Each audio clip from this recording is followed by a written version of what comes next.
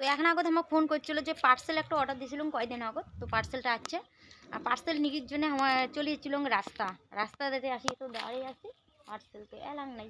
ওইটা কি আসে দিচ্ছে না, এইটা হওয়ার পর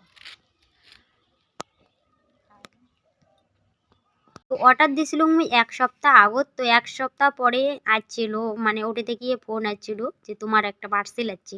তো মুই জানুম না যে পার্সেলটা কোনটা আসছিল। এটাই ২টা অর্ডার দিয়েছিলাম, একটা শার্ট অর্ডার দিয়েছিলাম আর একটা লেহেঙ্গা অর্ডার দিয়েছিলাম। তো জানুম না কোনটা আর কি আসছে।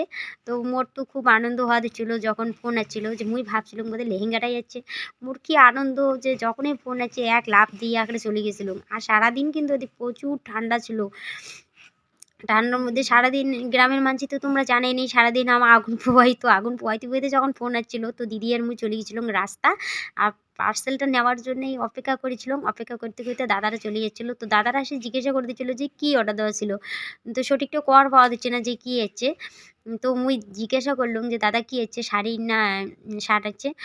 তো এলা কয়া দিল যে শার্ট আছে। তো যাই হোক মোর আশাটা পূর্ণ হইল না, জানং না কোন দিন আইসে।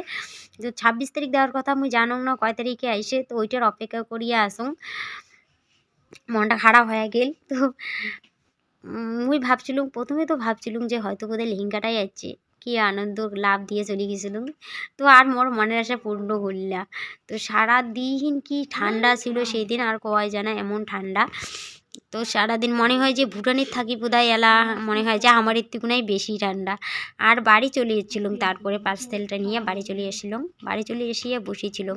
আর এই যে গাড়ি দেখা যাওয়া যাচ্ছে, এরকম মোর আসছিল গানের খবর। তো গানও দুটো প্রোগ্রামও আর কি যাওয়ার লাগবে। তো প্রোগ্রামের খবর আসছিল, খবর ছিল। তো দাদাগুলো চলে গেল, আর চলে যাই এটা মুই বসিয়েছিলাম। দেখো মোর মুখের অবস্থা কি গোটা উঠছে মুখত। এলে জানং না, এলে কি কয় ঠেসেরা না কি যেন কয় আমার রাজবংশী ভাষা দিয়া। তো কয়দিন মানে জ্বরতেই হামগুলো বাইরে ছিল আর কি। তো জ্বর কিন্তু সারা নেই, এই জ্বর করিয়ে আর কি বসিয়ে আসুন। তো জানং না কদিন ভালো হয়, কদিন ভালো আমি জানং না।